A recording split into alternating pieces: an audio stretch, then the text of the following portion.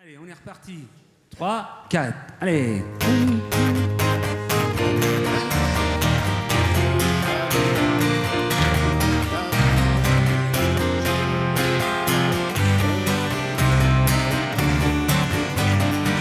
Allez, à vous. Réjouis-toi, peuple du Seigneur, ton Dieu t'a visité, ton Dieu t'a visité. Réjouis-toi, peuple du Seigneur, adore et glorifie son nom. Allez. Il a fait de toi un royaume de sacrificateurs. Il t'a fait asseoir sur le trône. Il a fait de toi un peuple vainqueur. Réjouis-toi, peuple du Seigneur. Ton Dieu t'a visité, ton Dieu t'a visité. Réjouis-toi, peuple du Seigneur. Adore et glorifie son nom. Ah, c'était mieux. Amen.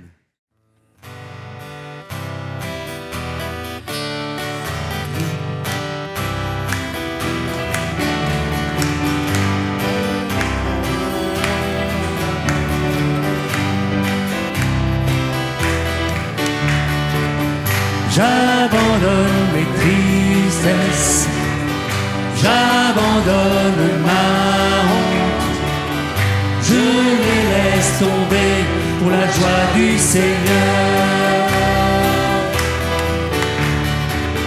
J'abandonne mes souffrances, j'abandonne mes peines, je les laisse tomber pour la joie du Seigneur. Je veux, Seigneur, te dire oui. Je veux, Seigneur, te dire oui. Je veux, Seigneur, te dire oui. Amen. Oh. J'abandonne mes tristesses, j'abandonne ma honte, je les laisse tomber pour la joie du Seigneur. Allez. J'abandonne mes souffrances, j'abandonne mes peines, je les laisse tomber pour la joie du Seigneur. Allez. Je veux, Seigneur, te dire oui. Je veux, Seigneur, te dire oui. Je veux, Seigneur, te dire oui. Amen. La la la la la la la la la la la la la la la la la la la. La la la la la la la la la la. Amen. La la la la la la la la. La la la la la la la la. La la la la la la la la. Amen.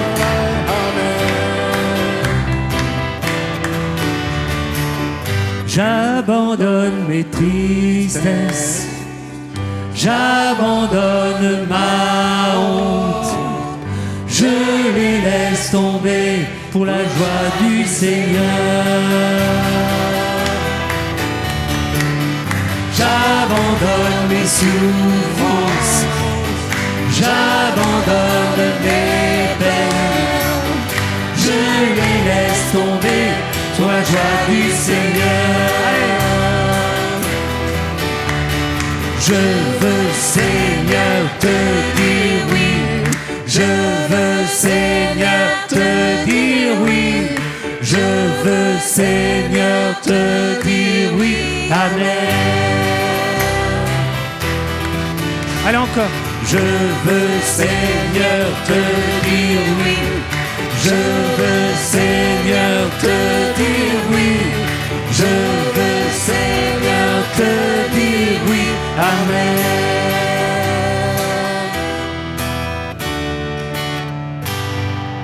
Alléluia, amen. Alléluia. J'abandonne mes tristesses. parce que je suis dans la joie d'être avec mes frères et sœurs ce matin. Amen. Car ta bonté vaut mieux que la vie, car ta bonté vaut mieux que la vie. Mes lèvres célèbrent tes louanges, j'élèverai mes mains en ton nom. J'ai lèvres célèbrent tes louanges, j'élèverai mes mains en ton nom. La la la la la la la la la la la la la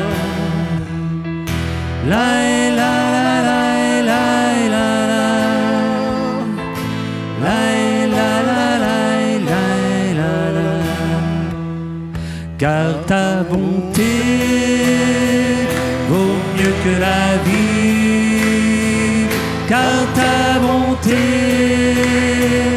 vaut mieux que la vie. Mes lèvres célèbrent tes louanges, j'élèverai mes mains en ton nom. Mes lèvres célèbrent tes louanges, j'élèverai mes mains en ton nom. Allez à vous. La la la la la la la la la la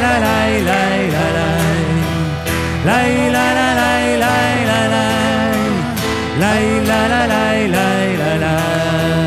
Car ta bonté vaut mieux que la vie, car ta bonté vaut mieux que la vie. Mes lèvres célèbrent tes louanges, j'élèverai mes mains en ton nom. Mes lèvres célèbrent tes louanges, j'élèverai mes mains en ton nom. Allez à vous. La la la la la la la la la la la la la la la la la la la encore. La la la la la la la la la la la la la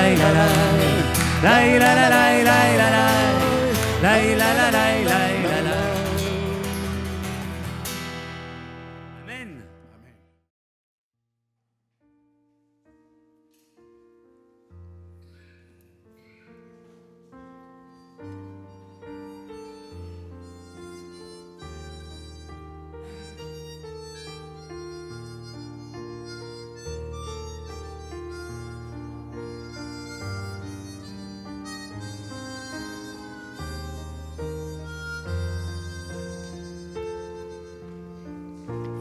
Ô Jésus, mon sauveur, Seigneur, nul n'est comme toi. Jour après jour, je te louerai, car ton amour est merveilleux.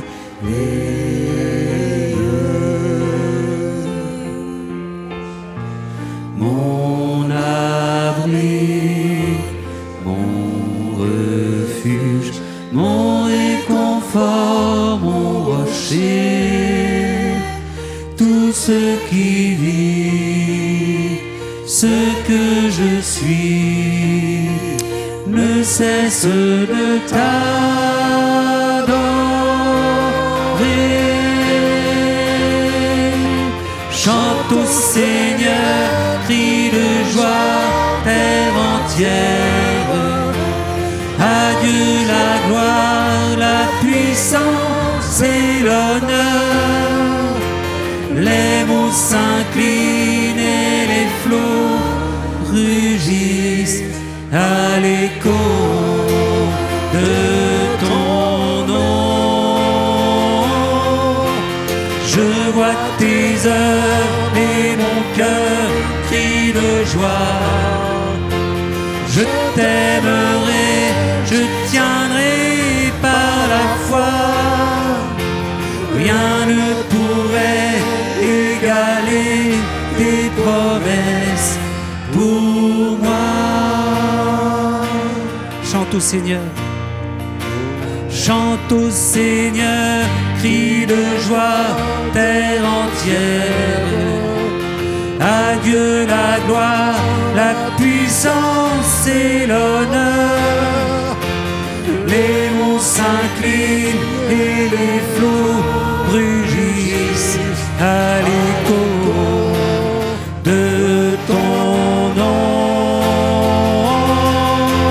Je vois tes œuvres et mon cœur crie de joie. Je t'aimerai, je tiendrai par la foi.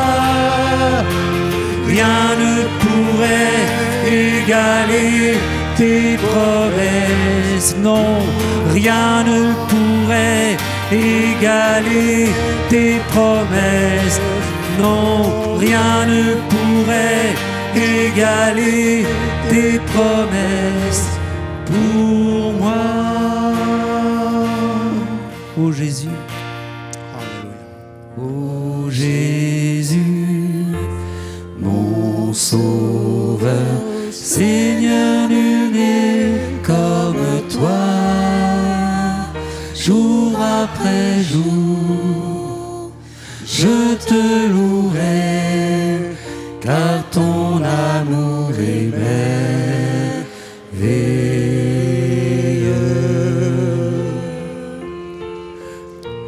Mon abri, mon refuge, mon réconfort, mon rocher, tout ce qui vit, ce que je suis, ne cesse de t'adorer.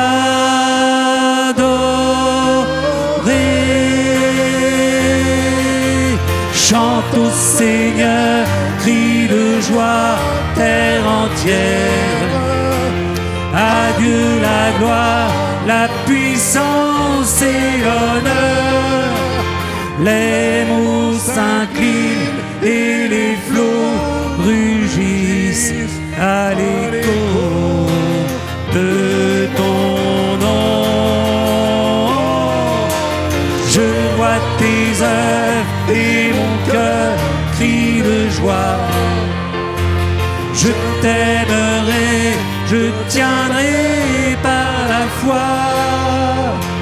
Rien ne pourrait égaler tes promesses. Non, rien ne pourrait égaler tes promesses. Non, rien ne pourrait égaler tes promesses pour moi.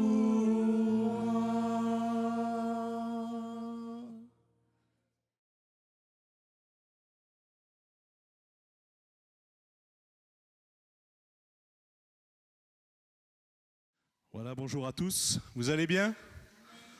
Voilà, bienvenue à chacun, peut-être les plus habitués, peut-être aussi les visiteurs au milieu de nous, que le Seigneur vous bénisse.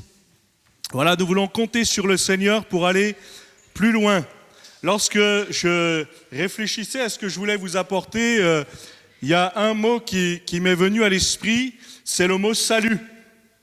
C'est quoi pour vous le salut ? Et je parle bien du salut, peut-être dans l'Ancien Testament, sûrement dans l'Ancien Testament, mais bien sûr aussi dans le Nouveau. C'est quoi le salut pour vous ?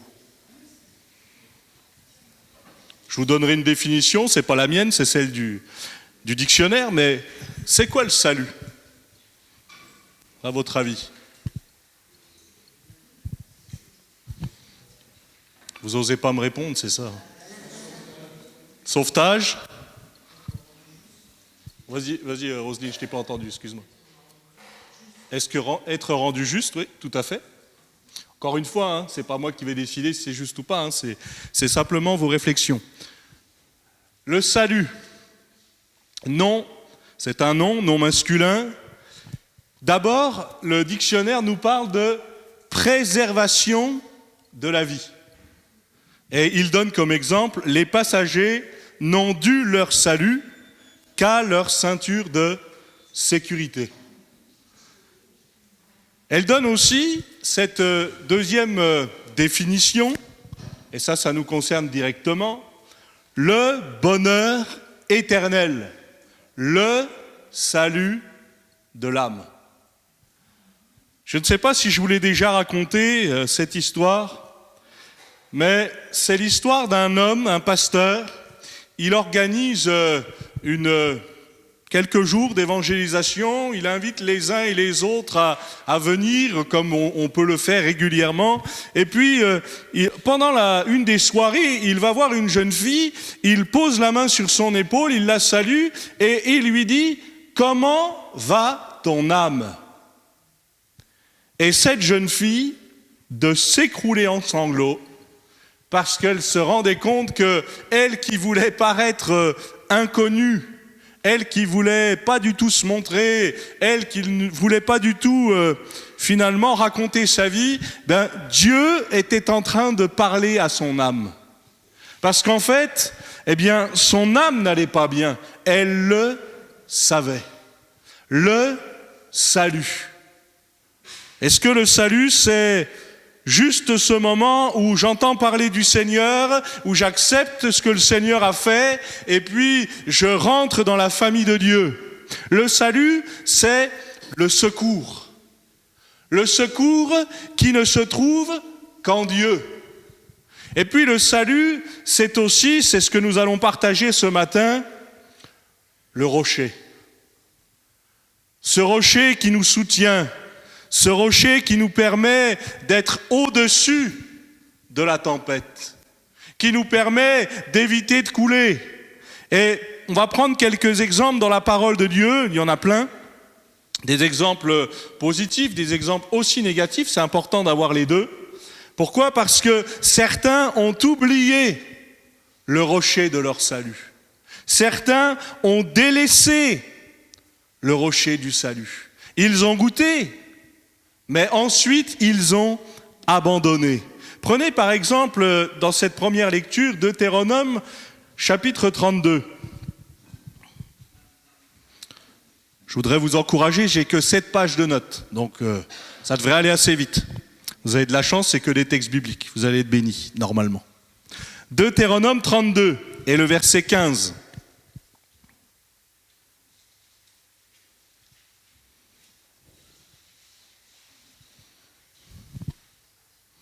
Qu'est-ce que je fais du salut que Dieu me donne?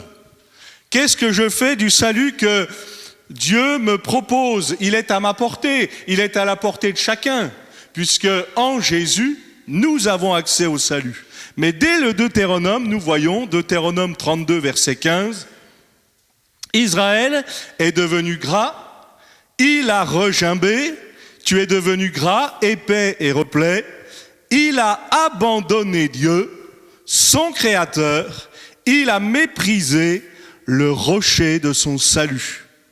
Ils ont excité sa jalousie par des dieux étrangers, vous le savez, hein, Dieu est un Dieu jaloux. Ils l'ont irrité par des abominations, ils ont sacrifié à des idoles qui ne sont pas dieux, à des dieux qu'ils ne connaissaient point, nouveaux, venus depuis peu, et que vos pères n'avaient pas craint. Le verset 18 nous dit « Tu as abandonné le rocher qui t'a fait naître. Tu as oublié le Dieu qui t'a engendré. » L'Éternel l'a vu, il a été irrité, indigné contre ses fils et ses filles. Il a dit « Je leur cacherai ma face. Je verrai quelle sera leur fin. Car c'est une race perverse. Ce sont des enfants infidèles. » Et je vais quand même dire amen pour la fin de la lecture. Vous dire premièrement que Dans la parole de Dieu, il n'y a pas que des choses agréables. Dans la parole de Dieu, il n'y a pas que ce qui m'arrange. Pourquoi ? Parce que le but de Dieu n'est pas de me faire plaisir. Le but de Dieu, c'est que nous puissions lui plaire. Dieu a fait l'homme à son image, d'accord ? Mais nous, parfois, nous avons fait Dieu à notre image à nous. Et on l'a rendu un peu malléable, on a un peu, des fois, changé les critères. Alors, là, il est question de ce rocher qui a été abandonné. Vous vous rappelez de ce que le Seigneur Jésus va dire à Pierre ? Il va lui dire, tu es Pierre, et sur cette pierre, je bâtirai mon église.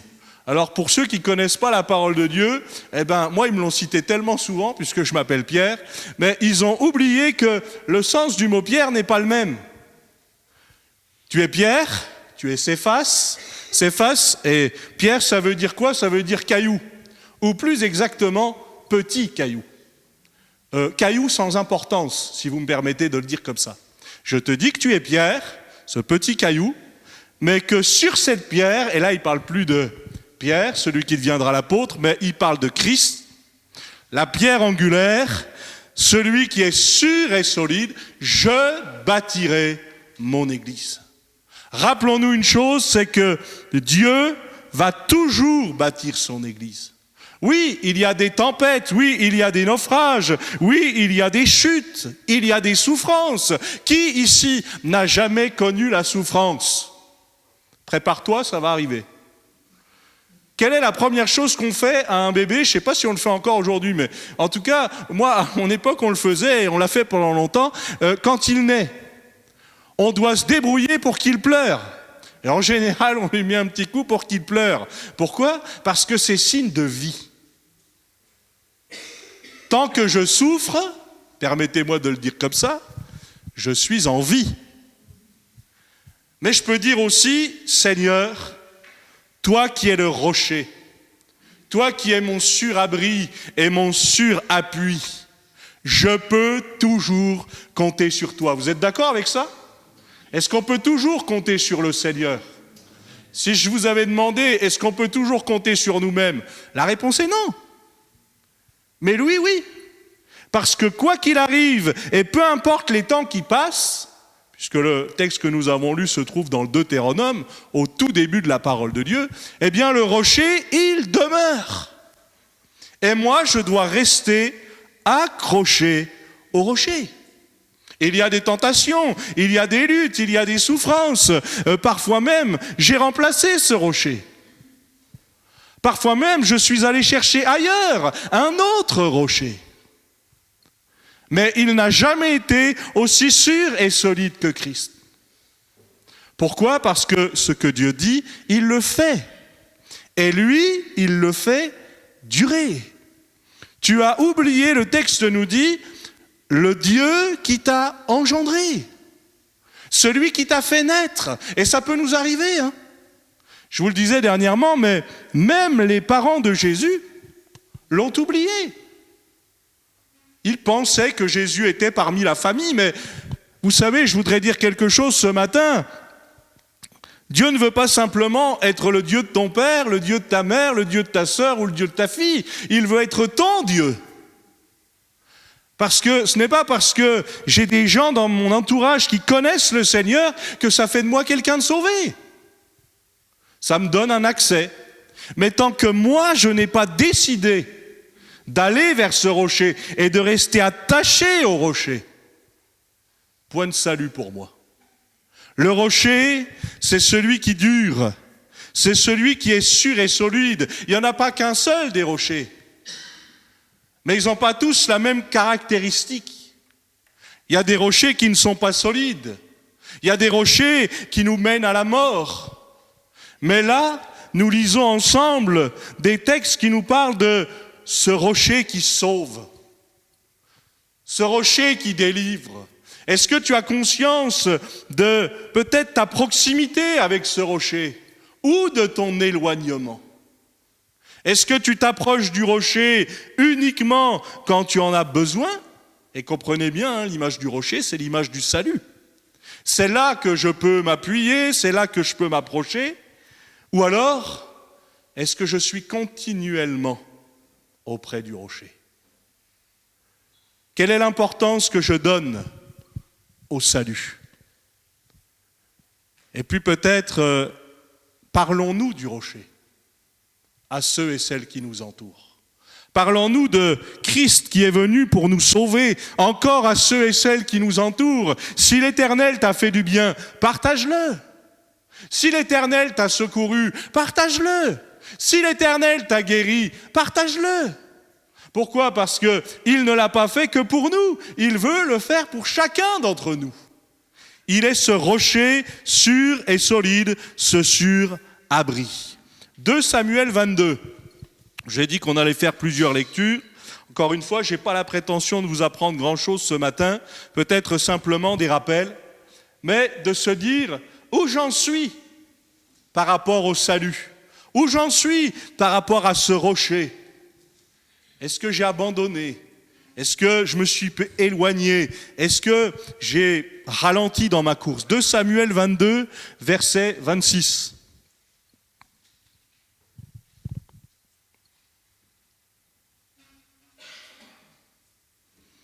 2 Samuel 22, verset 26. Avec celui qui est bon, tu te montres bon. Avec l'homme droit, tu agis selon la droiture. Avec celui qui est pur, tu te montres pur. Et avec le perverse, tu agis selon sa perversité. Tu sauves le peuple qui s'humilie. Et de ton regard, tu abaisses les orgueilleux. Oui, tu es ma lumière, ô Éternel, l'Éternel éclaire mes ténèbres. Avec toi, je me précipite sur une troupe en armes. Avec mon Dieu, je franchis une muraille. Les voies de Dieu sont parfaites, la parole de l'Éternel est éprouvée. Il est un bouclier pour tous ceux qui se confient en lui. Car qui est Dieu si ce n'est l'Éternel? Et qui est un rocher si ce n'est notre Dieu? C'est Dieu qui est ma puissante forteresse, qui me conduit dans la voie droite. Il rend mes pieds semblables à ceux des biches. Il me place sur les lieux élevés. Il exerce mes mains au combat. Ça vous rappelle un cantique, hein? Mes bras tendent l'arc d'airain. Tu me donnes le bouclier de ton salut et je deviens grand par ta bonté. Car ta bonté vaut mieux que la vie. Je deviens grand par ta bonté. Alors je voudrais simplement nous rappeler ce que le Seigneur est capable de faire ce matin pour chacun d'entre nous. Peut-être que j'ai l'impression parfois que Dieu m'a oublié. D'ailleurs, des fois, ça m'arrange un peu. Ah, Seigneur, oublie-moi. Mais vous vous rappelez Job. Job, il a essayé d'aller loin, mais quand je vais par là, tu y es. Quand je vais de l'autre côté, tu es encore là. Oh là là. Ben oui, parce que Dieu a mis dans le cœur de l'homme la pensée de l'éternité. Pourquoi? Parce que Dieu veut à tout prix que chacun d'entre nous, on soit sauvé. Alors il a mis quelque part des opportunités d'être sauvé. Mais la question, c'est qu'est-ce que j'en fais? Tu sauves le peuple qui s'humilie, qui revient à toi. Tous ceux qui reviennent à Dieu sont accueillis. Et il faut en profiter. Parce qu'il viendra un temps où on ne pourra plus revenir. Quand le Seigneur reviendra, il y aura un temps pour des récompenses, mais il y aura aussi un temps pour du jugement. Et je ne pourrai pas dire, ici nous ne pourrons pas le dire non plus, je n'ai jamais eu l'opportunité. Je n'en ai jamais entendu parler. Est-ce que ce matin, je veux revenir à ce rocher sûr et solide? Ton regard, tu abaisses les orgueilleux. Là, ça nous parle tout simplement d'un Dieu juste, d'un Dieu qui connaît nos cœurs, qui, comme le dit l'Écriture, sonde les cœurs et les reins. Je peux faire semblant devant des dizaines de personnes, je peux jouer un rôle, mais je ne peux pas le faire devant Dieu. Parce que Dieu me connaît comme je suis. Et quelque part, parfois, on pourrait dire, Seigneur, merci, parce que tu me connais comme je suis. Puis Seigneur, des fois, pardon, parce que tu me connais comme je suis. Vous savez que le Seigneur, il nous aime malgré tout. Même si nous étions les pires, il nous aime quand même. Mais ce n'est pas son amour qui nous sauve, c'est son pardon. Dieu aime tous les hommes et il veut que tous les hommes soient sauvés.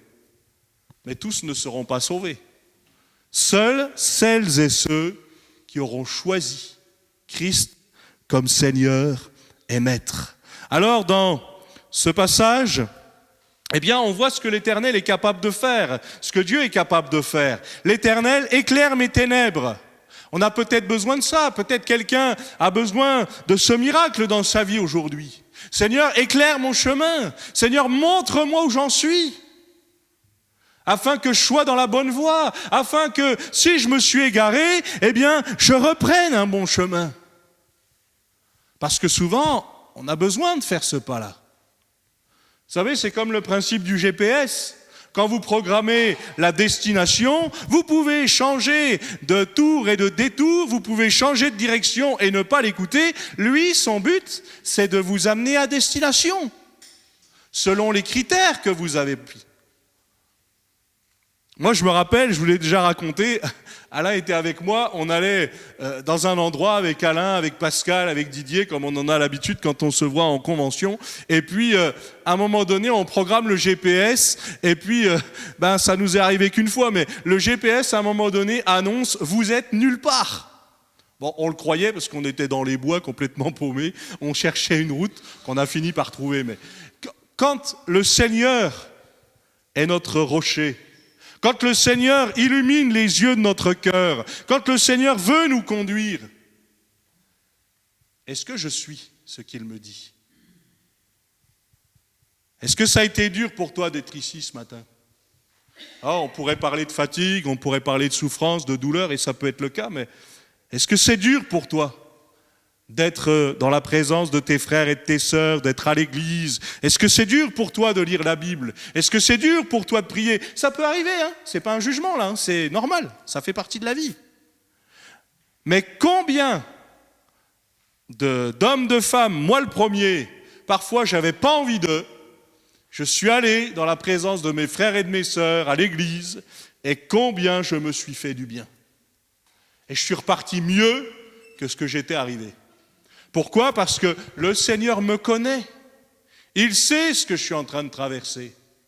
Mais même s'il nous connaît, il veut quand même qu'avec notre bouche, on puisse lui demander du secours. Qui est Dieu si ce n'est l'Éternel? Qui est un rocher si ce n'est notre Dieu? C'est Dieu qui est ma puissante forteresse, c'est Dieu qui nous conduit, c'est Dieu qui rend nos pieds semblables à ceux des biches, c'est lui qui nous place sur des lieux élevés, c'est lui qui exerce nos mains au combat, c'est lui qui fait tout. Et heureusement, parce que combien de fois j'ai fait mes propres plans, et permettez-moi de le dire comme ça, mais je me suis planté. Combien de fois j'ai essayé d'autres solutions qui n'ont pas marché. Tu me donnes le bouclier de ton salut. On parle de rocher, on parle de bouclier, on parle de haute retraite, on parle de tout ce que le Seigneur est capable de faire. Mais Dieu met dans nos cœurs quelque chose. Il met à notre portée ce rocher. La question, c'est qu'est-ce que j'en fais? Dans ce même livre de 2 Samuel 22, je me suis arrêté au verset 36, mais au verset 47, il est dit aussi « Vive l'Éternel, béni soit mon rocher, que le Dieu de mon salut soit exalté. » Là aussi, pour ceux qui connaissent, ça vous rappelle un cantique. « Le Dieu qui est mon vengeur, qui m'assujettit les peuples, qui me fait échapper à mes ennemis, tu m'élèves au-dessus de mes adversaires. Tu me délivres de l'homme violent. C'est pourquoi je te louerai parmi les nations. Ô Éternel, et je chanterai à la gloire de ton nom. Il accorde de grandes délivrances à son roi. Il fait miséricorde à son oint, à David et à sa postérité pour toujours. C'est bon, on est inclus là. On est inclus dedans. Ce n'était pas juste bon pour David, ce n'était pas juste bon pour ceux qui sont passés après, c'est aussi bon pour nous. Peut-être je voudrais rassurer quelqu'un, hein. Ce n'est pas parce que Dieu a donné une bénédiction ou a accordé une bénédiction à quelqu'un qu'il n'en a plus pour toi. Il veut être le rocher de tous. Mais à moi de saisir. À moi de saisir ce rocher.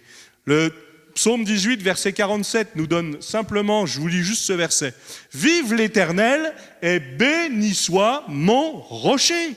Que le Dieu de mon salut soit exalté. » Vous êtes d'accord avec ça ? J'ai le droit d'entendre des amens si vous êtes d'accord. Hein. Béni soit mon rocher. Combien de fois nous nous sommes appuyés ou nous avons marché sur des terrains qui étaient friables? Combien de fois nous avons choisi d'autre chose que ce rocher sûr et solide et on est tombé? Alors la Bible, c'est vrai, elle dit 7 fois le juste tombe et l'Éternel l'en délivre ou l'en relève toujours, d'accord. Mais des fois, si je suis tombé, c'est parce que c'est moi qui ai pris un mauvais chemin. C'est moi qui me suis appuyé là où je ne devais pas. C'est moi qui n'ai pas pris attention aux indications. Vous savez, pour moi, la parole de Dieu, c'est un poteau indicateur. Comme quand la Bible dit, eh bien, j'ai mis devant toi le chemin de la vie et le chemin de la mort. Choisis la vie afin que tu vives. Ça paraît logique, hein ? Et pourtant, certains, même en entendant ça, eh bien, vont refuser ce chemin. Moi, je me souviens de cette jeune, on faisait de l'évangélisation à Pont-à-Mousson, et puis je lui dis, mais est-ce que tu sais où tu vas passer ton éternité ? Et là, elle me répond du tac au tac, en enfer, et j'en suis bien contente. Eh bien, je lui ai répondu, c'est que tu ne sais pas vraiment ce que c'est.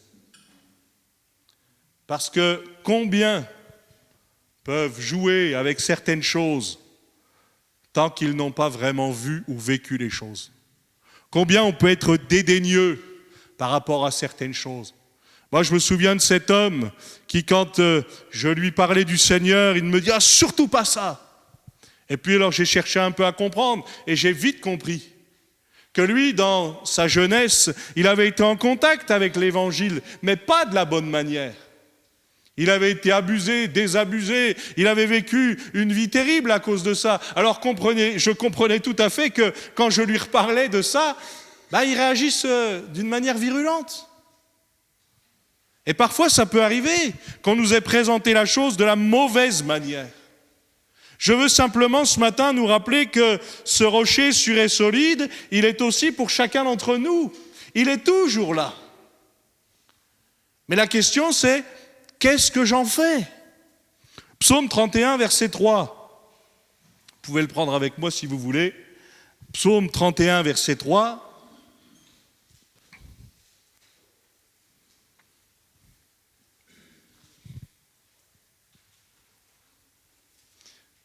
Incline vers moi ton oreille, hâte-toi de me secourir, sois pour moi un rocher protecteur, une forteresse où je trouve mon salut, car tu es mon rocher, ma forteresse, à cause de ton nom, tu me conduiras, tu me dirigeras, tu me feras sortir du filet qu'ils m'ont tendu, car tu es mon protecteur.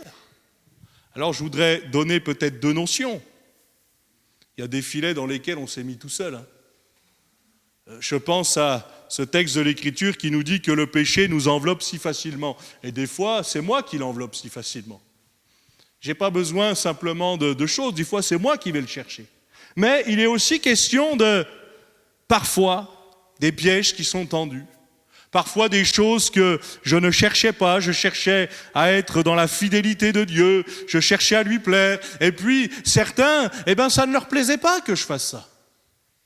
Alors ils ont pu tendre des pièges. Mais là, le texte nous dit tout simplement que, c'est lui qui nous fera sortir. Parce qu'avec l'épreuve, il prévoit aussi le moyen d'en sortir. Je voudrais te laisser cette parole ce matin. Avec l'épreuve, il prévoit aussi la suite, lui. Moi, je ne sais pas de quoi demain sera fait. Et encore, quand on dit demain, on est bien gentil. Moi, je ne sais pas ce qui arrivera dans 10 minutes. Mais lui le sait. Lui le sait. S'il t'a gardé jusqu'à aujourd'hui, pourquoi arrêterait-il de te garder? S'il t'a protégé jusqu'à aujourd'hui, pourquoi arrêterait-il de te protéger? Mais la question c'est, est-ce que je reste dans la présence de ce rocher? Est-ce que je suis conscient de mon état? Et peut-être pour certains, ou pour quelqu'un ce matin, eh bien de dire, moi je me suis éloigné de ce rocher. Moi j'ai abandonné ces choses-là. J'ai oublié ça. J'ai fait comme ce peuple. Parfois je me suis rendu infidèle parce que je l'ai remplacé. Et ça peut arriver à tout le monde. Mais la question c'est, quand je m'en rends compte, qu'est-ce que je fais? Le psaume 62, verset 3 nous dit, « Oui, c'est lui qui est mon rocher et mon salut. Ma haute retraite, je ne chancellerai guère. » Et le verset 6, « Oui, mon âme, confie-toi en Dieu, car de lui vient mon espérance. Oui, c'est lui qui est mon rocher et mon salut. » C'est lui. Est-ce que j'arrive encore à reconnaître le Seigneur quand c'est lui qui agit? Vous savez, ça me fait penser à cette période où les disciples, ils vont dans la barque et Jésus n'est pas avec eux. Et puis, il y a la tempête qui arrive et puis, d'un seul coup, ils voient quelqu'un et puis la réflexion, c'est un fantôme. Et lui, qu'est-ce qu'il va dire? Rassurez-vous, c'est moi. Combien j'ai besoin d'entendre et de rechercher cette parole de la part de Dieu. Rassure-toi, c'est moi. C'est moi. Tu es sur mon chemin. Tu es sur le chemin que j'ai choisi. Mais combien j'ai besoin aussi d'entendre des paroles qui me font dire parfois, tu n'es plus sur le chemin. Mais reviens. Moi, j'aime ce bon berger qui est Christ et qui va chercher la brebis perdue, pas jusqu'à ce qu'elle choisisse, jusqu'à ce qu'il la retrouve, pour donner toujours un moyen de salut. Et ça vaut le coup de prier jusqu'au bout. Dieu sait, Dieu connaît, Dieu sait exactement où tu en es. Ça vaut le coup de prier pour le salut de quelqu'un jusqu'au bout. Parce que Dieu connaît, parce que Dieu sait, parce qu'il est toujours ce rocher. On pourrait être abandonné de tous, même ceux qu'on appelle nos meilleurs amis, mais lui ne nous abandonnera jamais. Est-ce que je suis conscient de ça? Est-ce que je suis conscient que même quand je suis tout seul chez moi, Dieu est là? Même quand j'ai plus accès à grand-chose. Moi, je me souviens d'un endroit où on allait entendre jeûne et prière. Ah, vous arrivez là-bas, plus moyen de communiquer. Les portables passent pas, vous êtes obligés de faire des pleins de gestes pour essayer d'avoir quelques communications. Mais, ah bah là, il n'y a pas de souci. Si vous avez besoin de secours, j'ai envie de vous dire comme ça, mais vous êtes mal barrés. Parce qu'il y avait tellement peu d'accès. Mais même dans ces endroits-là, Dieu y est. Dieu était avec Jonas dans le ventre du poisson. Dieu était avec ceux et celles qui ont été dans les prisons, ceux et celles qui ont été persécutés. Dieu était là avec eux. Quand vous lisez Hébreux 11, on voit plusieurs types de personnes. Vous avez ceux qui ont cru et qui ont vu, puis ceux qui ont cru sans avoir vu. Mais ce qu'on peut être sûr, c'est que dans toute cette liste, Dieu était avec eux. Et ils étaient avec Dieu. Et moi. Et moi. Et encore une fois, ce n'est pas parce que je connais quelqu'un qui est sauvé et qui est chrétien que je suis moi-même sauvé et chrétien. J'ai besoin, là aussi, de le connaître personnellement. Psaume 89, verset 27, il est dit, « Lui, il m'invoquera, tu es mon Père, mon Dieu est le rocher de mon salut. »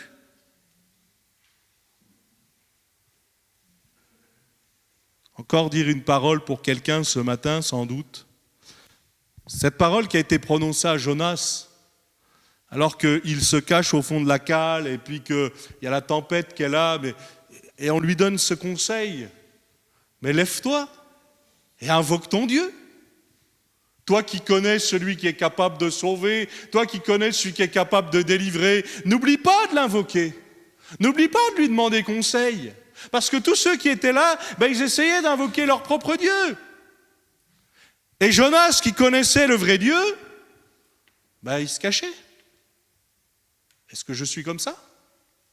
Est-ce que moi qui connais le vrai Dieu, qui connais celui qui peut faire l'impossible pour chacun d'entre nous, est-ce que je me cache plutôt que d'invoquer mon Dieu?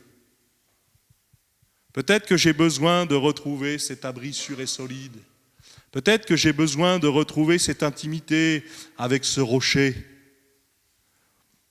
Venez, chantons avec allégresse à l'Éternel, poussons des cris de joie vers le rocher de notre salut.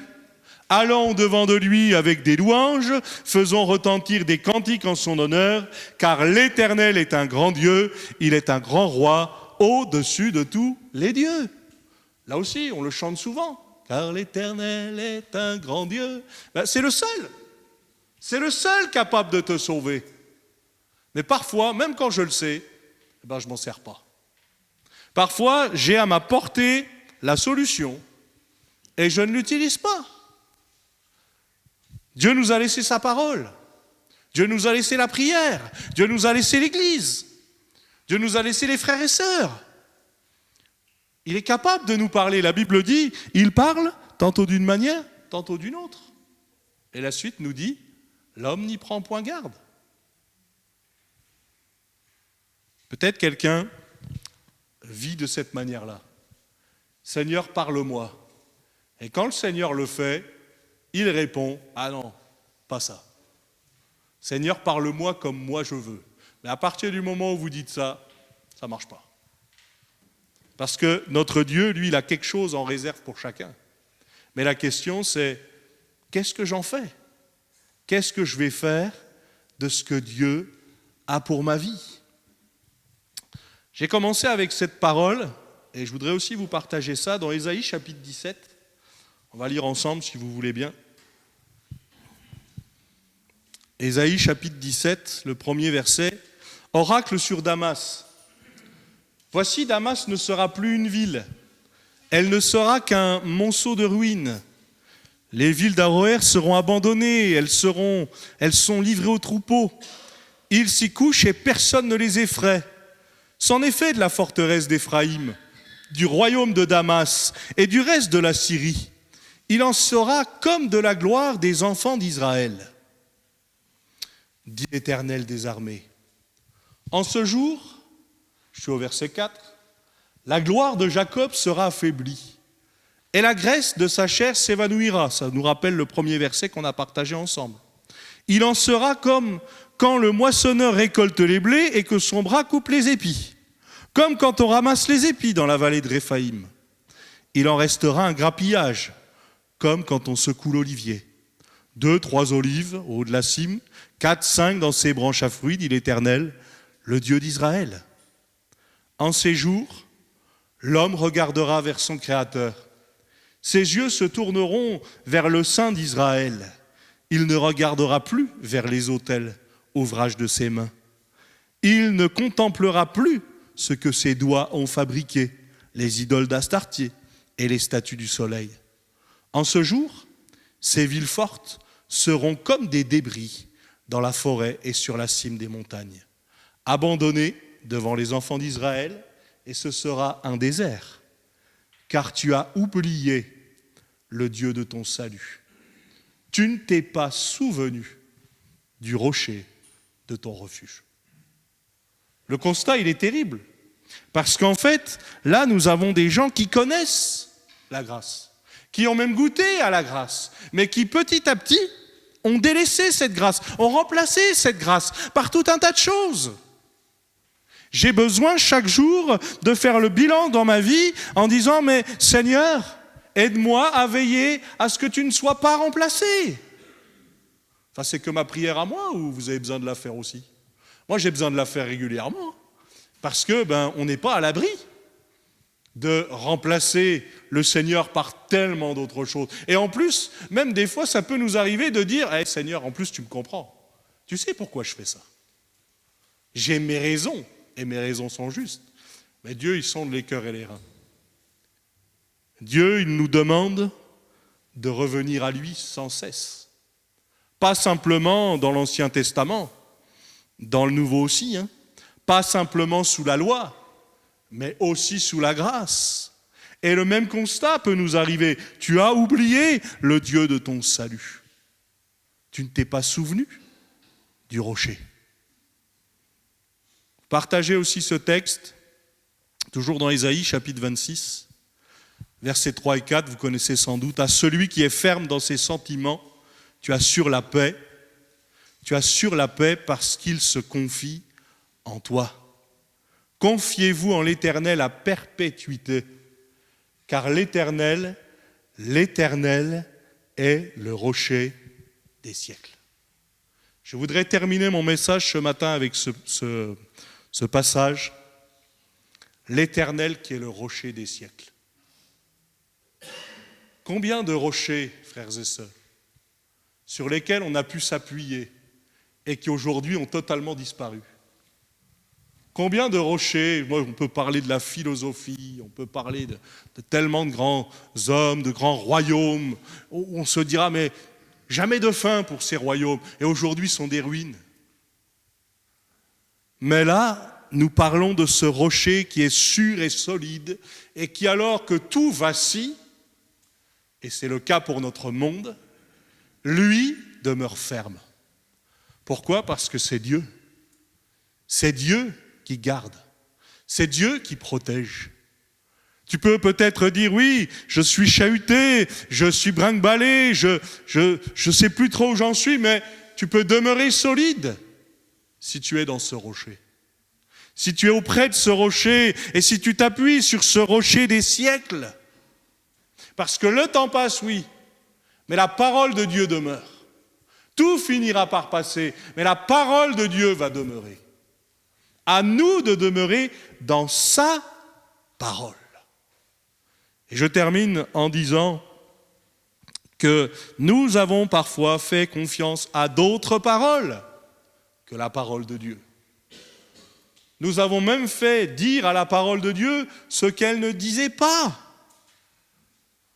Et ça, c'est important, de revenir à cette parole, ce qu'elle dit véritablement. Qu'est-ce que Dieu veut me dire? Qu'est-ce que Dieu veut me montrer? Et qu'est-ce qu'il veut que je fasse?